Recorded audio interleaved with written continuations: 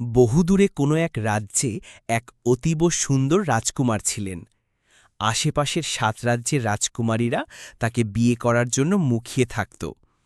রাজকুমার যে কেবল দৈহিক সৌন্দর্যের অধিকারী ছিলেন তাই নয়, তার সাথে সাথে তিনি অত্যন্ত বীর, যুদ্ধকৌশলে নিপুণ, পরাক্রমশালী এক যোদ্ধাও ছিলেন।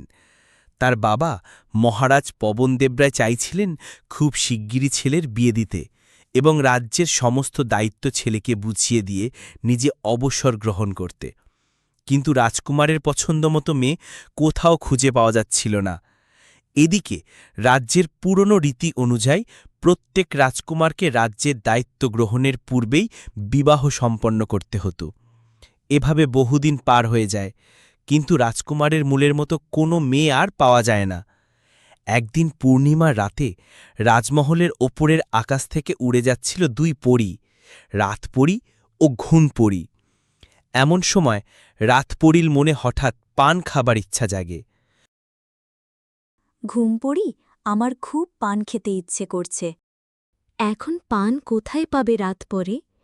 নিচে ওটা কোনো মহল মনে হচ্ছে না। চলো ওখানে গিয়ে দেখি। পরী দুজন রাজমহলের কাছে উড়ে আসে।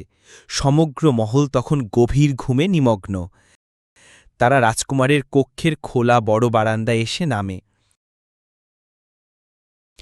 রাতপরী দেখে পালঙ্কের পাশে একটা পানের জায়গা রাখা।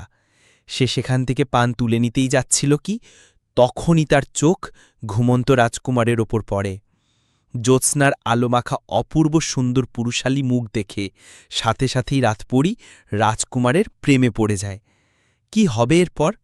রাজকুমার কি মেনে নেবে রাতপরীর প্রেমকে?